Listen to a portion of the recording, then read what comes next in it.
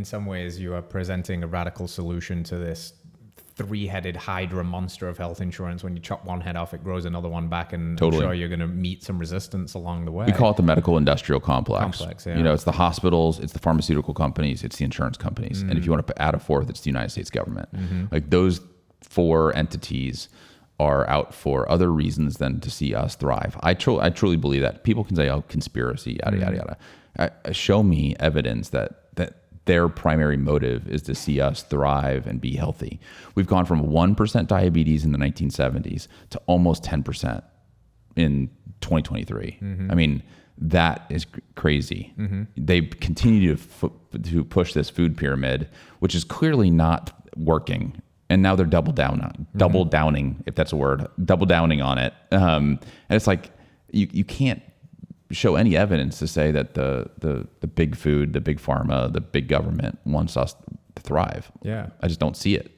Yeah, CDC's own statistics indicates that about 88% of the population is metabolically unwell. Yeah. So they fall under the umbrella of metabolic syndrome, so like blood pressure, diabetes, all of that stuff. So 12% potentially of the population is healthy.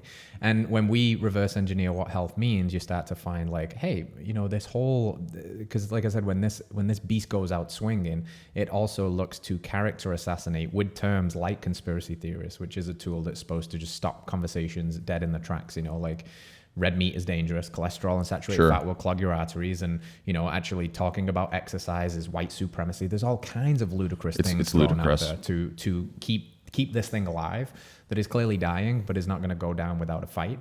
And a big part of this solution, I'm curious how you square the circle of finding doctors that haven't been so indoctrinated in this stuff too, because you're obviously presenting a better solution. Is the network of doctors that you're reaching out to, are they a little bit more tapped in, if you will, to these ideas that, hey, you know, maybe we don't have the full complexity of the cholesterol picture in terms of, you know, egg yolks and red meat are going to clog your arteries, and maybe we need to look at things differently, and maybe the future isn't, you know, beyond burgers and soybean, you know, as far as the eye can see.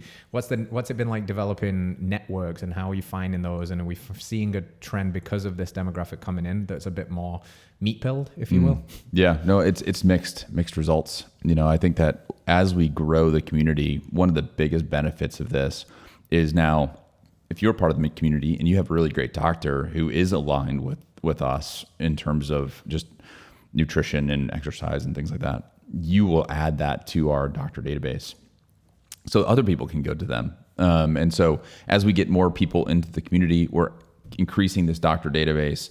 We are most likely to be able to find you an aligned doctor within your city. And that will become easier and easier and easier as our, you know, population grows. Hello friends, if you enjoyed that clip, then you can watch the entire thing by heading to this link over here, or you can find us wherever you find podcasts by searching Radical Health Radio. If there's value here, please hit that like button, let us know in a comment what your biggest takeaway was, and hit subscribe. Support the show as we support you. We'll see you soon.